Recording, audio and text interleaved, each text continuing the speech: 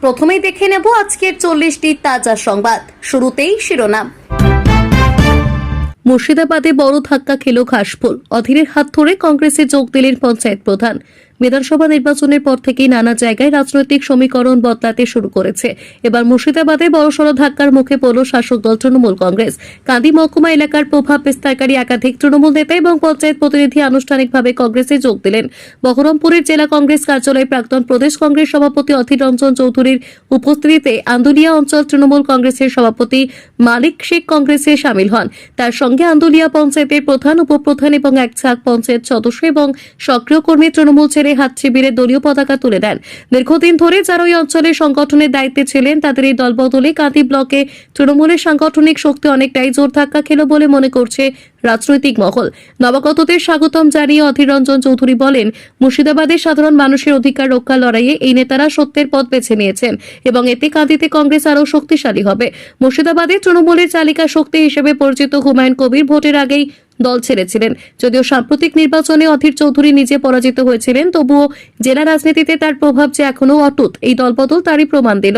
এই ঘটনা যেমন কংগ্রেস এবং অধীর চৌধুরীকে নতুন অক্সিজেন যোগালো, তেমনি জেলা রাজনীতিতে তৃণমূলকে কিছুটা ব্যাকফুটে ঠেলে দিল। আমরা কাউকে পেটাতে যাইনি, পারস্পরিক বিবাদ নয় তো। বাঁকুড়া কাণ্ডে তৃণমূলের জঙ্গলরাজ তো পুড়িয়ে পাল্টা প্রশ্ন সুকান্ত মজুমদারের। বাঁকুড়ার ইন্দাসে মানবাধিকার সংগঠন সিটিজেন ফর জাস্টিস অ্যান্ড পিসের আন্দোলনের সাথে যুক্ত এক পরিবারের উপর হামলা এবং হাসপাতালে মৃত্যু শেখ মোহাম্মদ মাফিকের মৃত্যুকে কেন্দ্র করে রাজ্য রাজনীতিতে তীব্র চাপানোতর শুরু হয়েছে। তৃণমূল বিধায়ক কুণাল ঘোষ এই ঘটনায় বর্তমান সরকারের দিকে আঙুল তুলে পশ্চিমবঙ্গে জঙ্গলরাজ চলছে বলে তোপ দাগতেই তার কড়া পাল্টা জবাব দিলেন বিজেপির শীর্ষ নেতা সুকান্ত মজুমদার। রাজনৈতিক হিংসার তত্ত্ব সম্পূর্ণ উড়িয়ে দিয়ে সুকান্ত একে স্থানীয় বা ব্যক্তিগত পারস্পরিক বিবাদ বলেই ইঙ্গিত করেছেন। নিহত শেখ মোহাম্মদ মাফিকের পরিবারের অভিযোগ, গত 13 আগস্ট তাদের ইন্দাসের বাড়িতে ঢুকে বিজেপি দুষ্কৃতীরা বাবা এবং ছেলের ওপর মারাত্মক হামলা চালায়। গুরুতর আহত অবস্থায় শেখ মোহাম্মদ মাফিককে বর্তমান মেডিকেল কলেজ ও হাসপাতালে ভর্তি করা হলে সেখানে চিকিৎসাধীন অবস্থায় তার মৃত্যু হয়।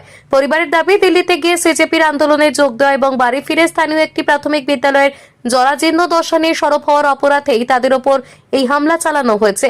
এই ঘটনার প্রেক্ষিতেই তৃণমূল বিধায়ক কুণাল ঘোষ নবান্নকে নিশানা করে জঙ্গলরাজ শব্দ ব্যবহার করেন। তৃণমূলের এই অল আউট রাজনৈতিক আক্রমণের জবাবে তীব্র প্রতিক্রিয়া ব্যক্ত করেছেন সুকান্ত মজুমদার। তিনি স্পষ্ট জানান যে এই ঘটনার সঙ্গে বিজেপির কোনো যোগ নেই এবং বিষয়টিকে খামোখা রাজনৈতিক রং দেওয়ার চেষ্টা করা হচ্ছে।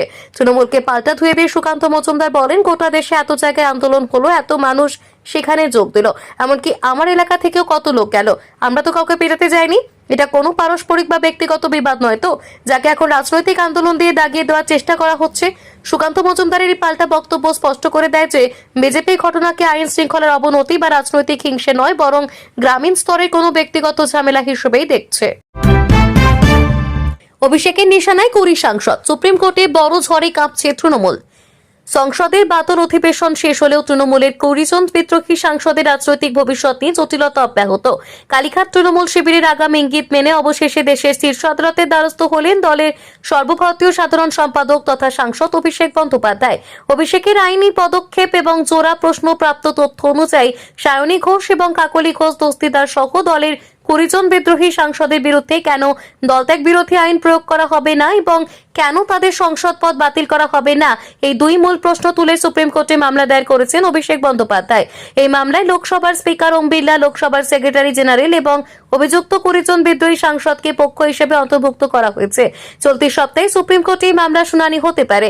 স্পিকারের নিষ্ক্রিয়তায় ক্ষোভের আগে গত জুন মাসেও 20 জন সাংসদের বিরুদ্ধে দলত্যাগ বিরোধী আইনে ব্যবস্থা নেওয়ার জন্য লোকসভার স্পিকারকে আলাদাভাবে 20টি চিঠি দেওয়া হয়েছিল। পরবর্তীতে জুলাই মাসে ডায়মন্ড হারবারের সাংসদ অভিষেক বন্দ্যোপাধ্যায় নিজে স্পিকারের সঙ্গে দেখা করে দ্রুত পদক্ষেপের অনুরোধ জানান। অভিযোগ, দলীয় আবেদন সত্ত্বেও স্পিকারের পক্ষ থেকে কোনো কার্যকর পদক্ষেপ নেওয়া হয়নি।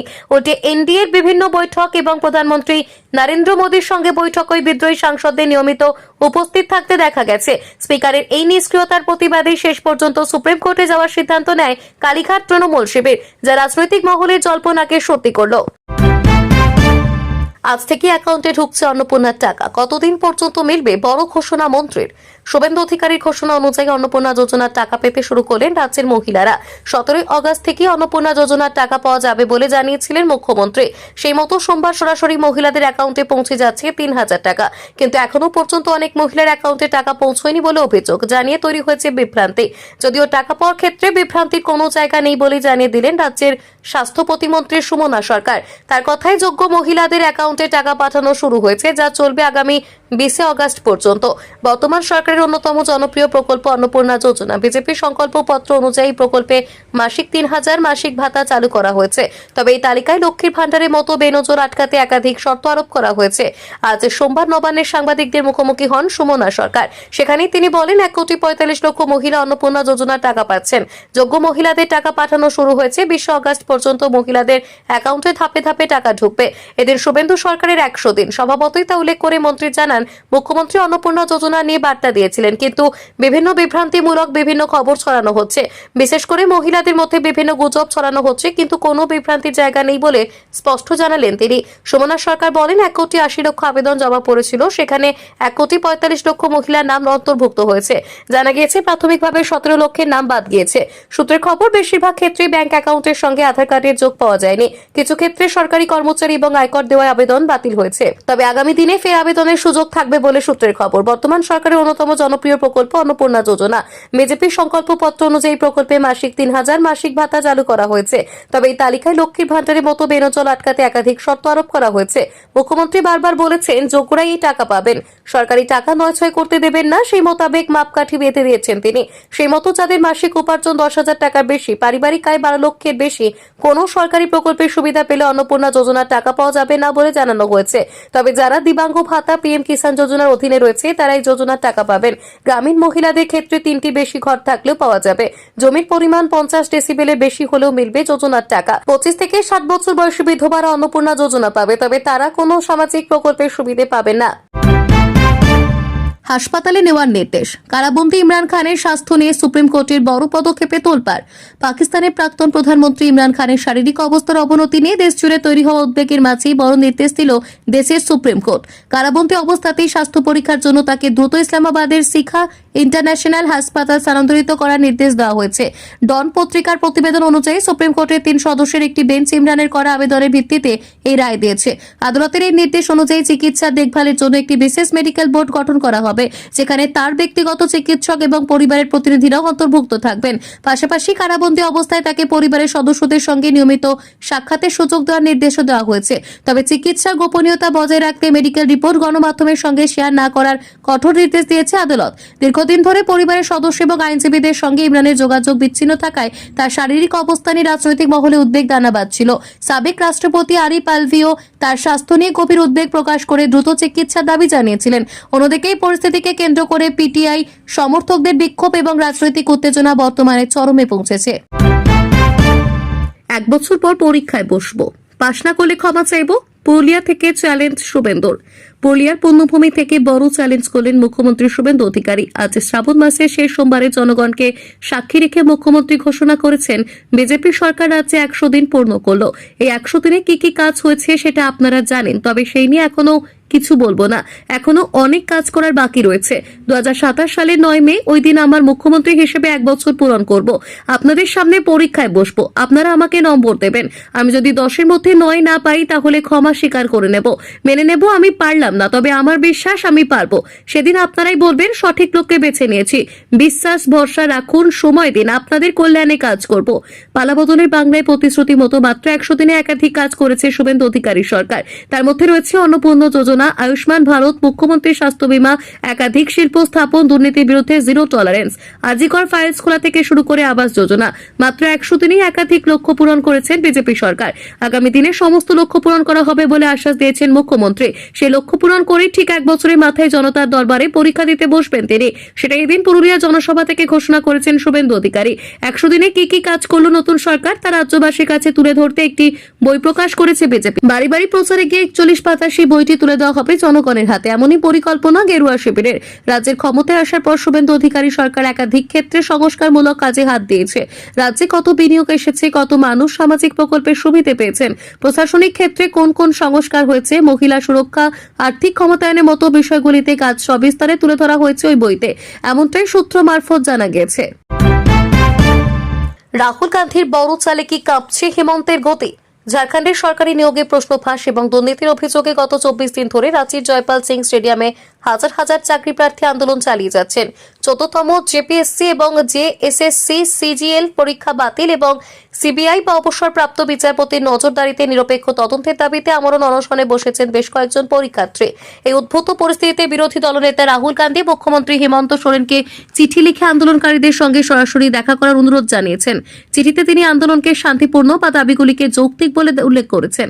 তবে রাহুল গান্ধীর সমর্থন জানালেও আন্দোলনকারী পড়ুয়ারা স্পষ্ট বার্তা দিয়েছেন যে অবিলম্বে কোনো কার্যকর পদক্ষেপ না নিলে কংগ্রেস যেন এই জোট সরকার থেকে সমর্থন প্রত্যাহার করে নেয়। এমনকি আগামী 20 অগস্ট মুখ্যমন্ত্রীর বাসভবন ঘেরাও এবং হেমন্ত সোরেনের পদত্যাগের দাবি তোলায় রাজনৈতিক চাপ বহুগুণ বৃদ্ধি পেয়েছে। পূর্বে পরীক্ষা স্থগিত রাখা হলেও আন্দোলন থামেনি, যার ফলে বর্তমান জোট সরকারের ওপর প্রশাসনিক সদিচ্ছা প্রমাণের বড় চ্যালেঞ্জ এসে দাঁড়িয়েছে। আজও খেল দেখাবে নিম্নচাপ, দক্ষিণবঙ্গের কোন কোন জেলায় দুর্যোগ। Weather update. আজ কলকাতা সহ দক্ষিণবঙ্গের প্রায় সব জেলাতেই বৃষ্টি হতে পারে। বেশিরভাগ জেলায় হালকা থেকে মাঝারি বৃষ্টিপাতের পূর্বাভাস রয়েছে, তবে বাঁকুড়া, পুরুলিয়া এবং পশ্চিম বর্ধমানে ভারী বৃষ্টি হতে পারে। এই 3 জেলায় লাল সতর্কতা জারি করা হয়েছে। পাশাপাশি পশ্চিম মেদিনীপুর, বীরভূম এবং ঝাড়গ্রামেও 7 থেকে 11 সেন্টিমিটার বৃষ্টিপাতের সম্ভাবনা রয়েছে বলে জানিয়েছে হাওয়া অফিস। আজ দক্ষিণবঙ্গের বেশিরভাগ জেলায় হলুদ সতর্কতা জারি করা হয়েছে। বৃষ্টির পাশাপাশি কলকাতা সহ বেশিরভাগ জেলায় 30 থেকে 40 কিলোমিটার বেগে ঝোড়ো হাওয়া বইতে পারে। সাগরে সৃষ্ট একটি নিম্নচাপের জেরে দক্ষিণবঙ্গে দুর্যোগ দেখা দিয়েছে। ইতিমধ্যেই নিম্নচাপ শক্তি বাড়িয়েছে। আস্তে আস্তে এটি উত্তর এবং উত্তর পশ্চিম দিকে এগোতে শুরু করবে। হাওয়া অফিসের লেটেস্ট আপডেট অনুযায়ী পরবর্তীতে এটি গাঙ্গেয় পশ্চিমবঙ্গ, বিহার এবং ঝাড়খণ্ডের দিকে এগিয়ে যাবে। সে কারণে আজ রাজ্য জুড়ে ব্যাপক বৃষ্টি হতে পারে। নিম্নচাপের জেরে দক্ষিণবঙ্গের পাশাপাশি উত্তরবঙ্গেও ব্যাপক বৃষ্টি হতে পারে। জারি করা হয়েছে হলুদ সতর্কতা। হাওয়া অফিসের পূর্বাভাস বলছে উত্তরের অধিকাংশ জেলা ভিজতে পারে। শুক্রবার অবধি বিক্ষিপ্তভাবে ভারী বৃষ্টি চলবে। বিশেষত আলিপুরদুয়ার, জলপাইগুড়ি, দার্জিলিং এবং কালিম্পংয়ে একাধিক জায়গায় ভারী বৃষ্টির পূর্বাভাস রয়েছে। ভাঙড় থানার বাইরে হঠাৎ জরুরি বৈঠক, হেফাজতে শওকত মোল্লা। কেন এমন তৎপরতা? বাড়ছে জল্পনা। ভাঙড়ের শওকত মোল্লাকে ঘিরে ফের চড়ছে রাজনৈতিক উত্তাপ। দোকান ভাঙচুর, জেসিবি দিয়ে ঘরবাড়ি ভাঙচুর এবং লুটপাটের অভিযোগে দায়ের হওয়া মামলায় ক্যানিং পূর্বের প্রাক্তন বিধায়ক শওকত মোল্লাকে হেফাজতে নিয়েছে ভাঙড় থানার পুলিশ। তারপরেই মঙ্গলবার থানার বাইরে পুলিশের তৎপরতা ঘিরে নতুন করে শুরু হয়েছে জল্পনা। সোমবার অভিযোগের ভিত্তিতে শওকতকে হেফাজতে নেয় কলকাতা পুলিশের ভাঙড় থানার পুলিশ। মঙ্গলবার দুপুরে তিনি যখন থানাতেই ছিলেন, সেই সময় ভাঙড়ের ডিসি শিবপ্রসাদ পাত্র থানার বাইরে আসেন। সেখানে প্রায় 2 মিনিট ধরে শওকতকে ঘিরে কিছু কথাবার্তা বলতে দেখা যায় তাকে। এরপর তিনি ফের থানার ভেতরে চলে যান। পুলিশ আধিকারিকের এভাবে থানার বাইরে এসে শওকতের সঙ্গে কথা বলার কারণ কি, তা নিয়ে প্রশ্ন উঠেছে রাজনৈতিক মহলে। যদিও এই কথোপকথনের বিষয়ে পুলিশের তরফে বিস্তারিত কিছু জানা যায়নি, ফলে থানার বাইরেও জরুরি বৈঠকে নেপথ্যে কি ছিল তা নিয়ে নানা জল্পনা তৈরি হয়েছে। অন্যদিকে শওকত মোল্লাকে হেফাজতে নেওয়ার ঘটনাকে কেন্দ্র করে শুরু হয়েছে রাজনৈতিক চাপানোতর। ভাঙড়ের আইএসএফ বিধায়ক নওশাদ সিদ্দিকী দাবি করেছেন, ভাঙড় ক্যানিং এলাকায় শওকত মোল্লা যে সন্ত্রাসের পরিবেশ তৈরি করেছিলেন, এখন তারই ফল তাকে ভোগ করতে হচ্ছে। যদিও এই অভিযোগের প্রেক্ষিতে শওকত মোল্লার বক্তব্যের প্রতিবেদনে পাওয়া যায়নি।